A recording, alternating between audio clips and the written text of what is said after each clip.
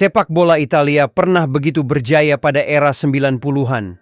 Selain karena bakat asli negara tersebut yang sangat mewah, ketika itu juga terdapat pemain-pemain hebat yang berasal dari Amerika Selatan.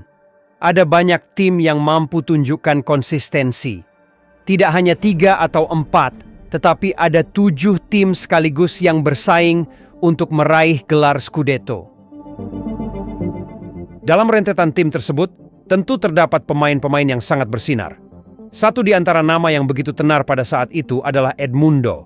Namanya mungkin tidak setenar Ronaldo Nazario kala bergabung dengan Inter Milan. Akan tetapi, dengan segala hal yang dimiliki, menjadikannya salah satu predator yang sangat layak diwaspadai. Nama Edmundo dikenal bengal. Pria Brasil itu tak hanya garang di dalam lapangan, namun juga di luar lapangan. Dia punya banyak cerita ketika tidak sedang bermain di atas lapangan. Tingkah bengal yang dimiliki membuatnya dijuluki sebagai The Animal atau si binatang.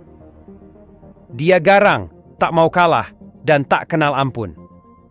Edmundo pernah diselidiki oleh pihak berwajib setelah kedapatan membanting sebuah televisi di kamar hotel karena gagal melaksanakan tugasnya sebagai penendang penalti.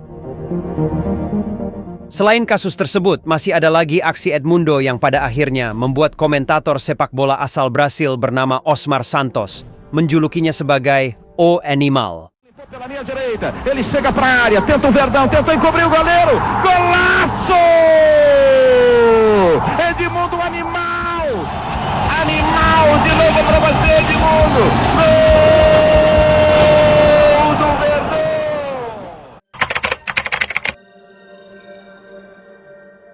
Sepak bola tak jarang diisi dengan sosok-sosok kontroversial. Dari sekian banyak nama, Edmundo adalah salah satunya. Edmundo Alves de Souza Neto, atau lebih dikenal dengan Edmundo, lahir dan besar di Niterói, kota kecil dekat Rio de Janeiro. Ia sendiri memiliki julukan lain, yakni The Emperor. Memulai karir profesionalnya dengan Vasco da Gama pada musim 1991-92. Semusim kemudian Edmundo pergi ke Palmeiras, di mana ia dicap sebagai pemain yang keras kepala dan gila dengan pesta.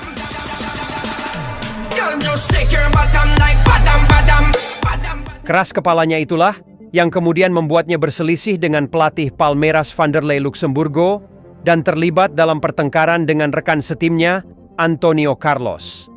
Tingkah laku yang akhirnya membuat Palmeiras meminjamkannya ke Flamengo pada 27 Juni 1995. Meski begitu, Edmundo juga punya andil besar dalam membawa Palmeiras memenangkan Brasileirão 2 kali, pada tahun 1993 dan 1994, di mana ia mencetak 43 gol dalam 101 penampilan untuk klub tersebut.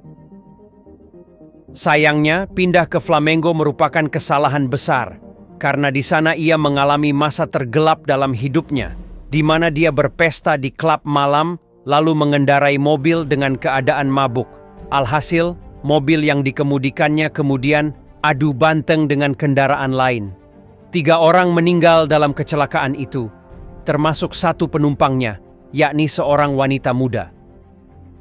Awalnya, Edmundo mendapat hukuman 4,5 tahun penjara dengan tuduhan pembunuhan yang tidak disengaja. Akan tetapi, ia tak sekalipun berada di balik jeruji besi. Tak berkembang di Flamengo membuatnya kemudian berlabuh ke Corinthians pada Januari 1996 dengan status pinjaman. Selama semusim berseragam Corinthians, Edmundo boleh dikatakan sebagai salah satu bakat terbesar asal Brasil, di mana ia berhasil mencetak 32 gol. Namun, di situ ia kembali berulah dan berseteru dengan salah satu pemain saat menjalani latihan.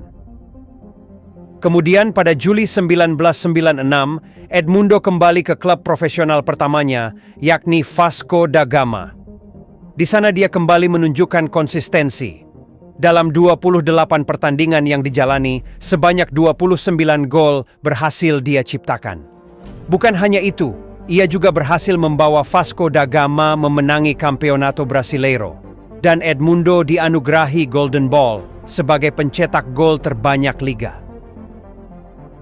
Namun bukan Edmundo namanya bila tidak ada kabar miring yang ia buat, Dalam semusim, ia tercatat telah mendapat sebanyak 7 kartu merah. Bagi seorang penyerang, catatan tersebut tentu menjadi titik hitam dalam lukisan prestasi indahnya. Kendati disebut sebagai pemain yang memiliki sikap tidak terlalu baik, apa yang telah diraih Edmundo di klub tersebut mampu membawanya menuju skuad Samba yang tampil di ajang Copa America pada 1997. Di kompetisi antar benua Amerika itu, ia mencetak 2 gol, termasuk gol pembuka di final, dan 1 jotosan ke lawan yang untungnya lolos dari hukuman. Meski begitu, dia berhasil mempersembahkan trofi Copa America untuk Brasil pada edisi tersebut. Prestasi yang telah diraihnya bersama tim Samba itu membuat banyak klub di luar Brasil meminati jasanya. Tim asal Italia, Fiorentina, pada akhirnya menjadi yang paling beruntung karena sukses mendapatkan tanda tangannya. Dia hanya dibayar dengan nilai 6 juta pounds, sementara rekan senegaranya, Ronaldo Nazario, diboyong Inter Milan dengan biaya senilai 25 juta pounds. Menanggapi hal tersebut, Edmundo mengatakan bahwa dia masih lebih baik dari Ronaldo. Ronaldo tidak lebih baik dariku. Aku banyak melakukan hal yang lebih baik darinya. Dia memiliki keberuntungan dan di saat yang sama, banyak orang yang melihatnya. Dia tampil hebat untuk timnas Brasil, punya sedikit citra positif dan sosoknya karismatik. Tapi itu tidak berarti membuatnya lebih baik dariku, katanya. Vittorio Cecigori yang merupakan presiden Fiorentina ketika itu merasa sangat senang dengan kedatangan Edmundo dan menyebutnya sebagai pemain yang indah seperti kristal dan menakutkan seperti singa. Namun ternyata bukan hal mudah bagi Edmundo untuk beradaptasi di Italia. Dia yang ketika itu berada di bawah asuhan Alberto Malesani jarang sekali mendapat kesempatan.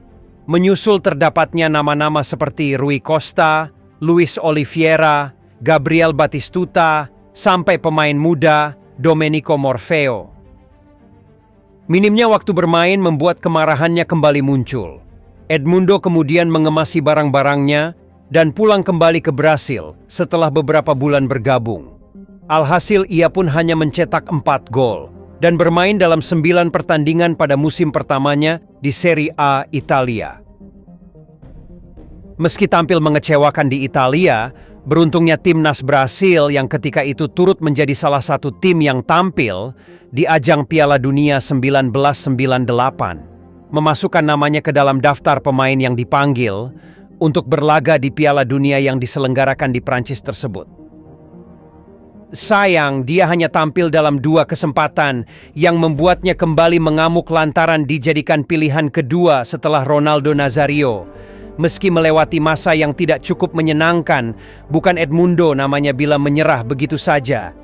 Pada saat ia kembali ke Stadion Artemio Franchi, Giovanni Trapattoni telah mengisi kursi kepelatihan yang sebelumnya diduduki Malesani. Benar saja, Edmundo pun akhirnya mampu menunjukkan kualitasnya di bawah asuhan Giovanni Trapattoni. Mr. Trapp berhasil membuatnya seperti terlahir kembali.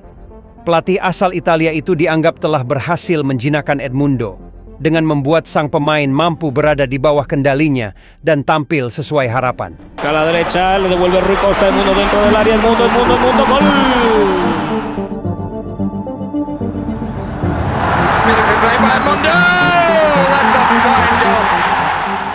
Edmundo seringkali ditempatkan oleh Mr. Trapp sebagai striker. Dia juga sering diduetkan dengan Gabriel Batistuta dan keduanya disupport oleh Oliveira.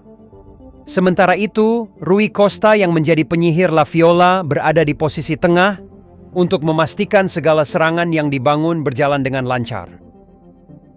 Ketika itu, dia mampu mencetak 14 gol dari 38 pertandingan yang dijalani.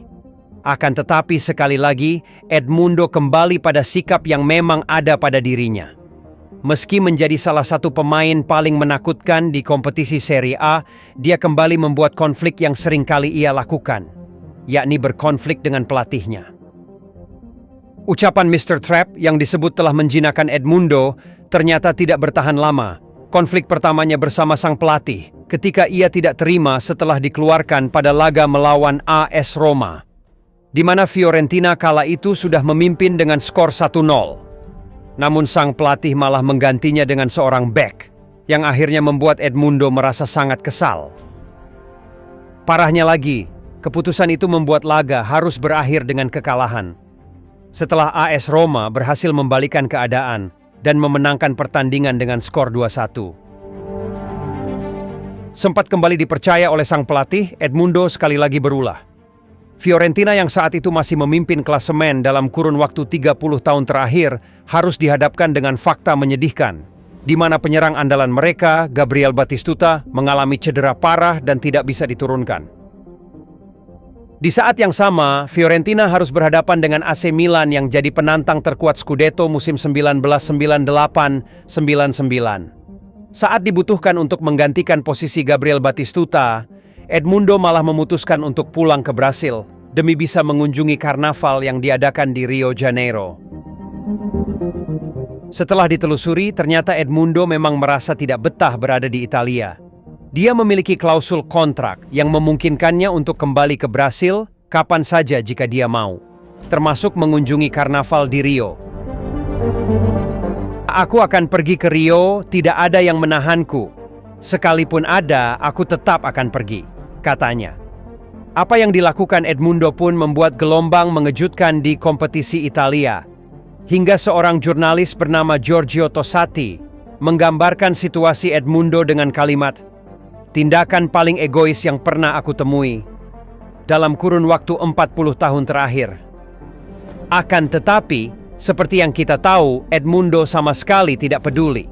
Seminggu setelahnya, ia pun kembali ke Italia dan berhadapan dengan Trapattoni. Sang pelatih pun menyebutnya sebagai pemain hebat, namun tidak disiplin. Edmundo tetap diberi kesempatan, akan tetapi, meski dia memberikan dampak yang cukup signifikan untuk Fiorentina, klub berjuluk La Viola melepasnya pada akhir musim dan mengembalikannya ke Brasil. Sempat kembali ke Italia bersama Napoli, namun tak bertahan lama. Edmundo langsung pergi dan menjelajah ke banyak klub, termasuk Urawa Reds yang berkompetisi di Liga Jepang pada tahun 2003. Tampaknya dia memang merasa tidak benar-benar cocok dengan kompetisi Italia. Pada tahun 2008, Edmundo memutuskan pensiun dari dunia sepak bola. Dia menempatkan Vasco da Gama sebagai klub terakhir yang dibelanya. Dia merasa umurnya sudah tua dan menganggap bahwa masa itu merupakan waktu yang tepat untuk mulai beristirahat.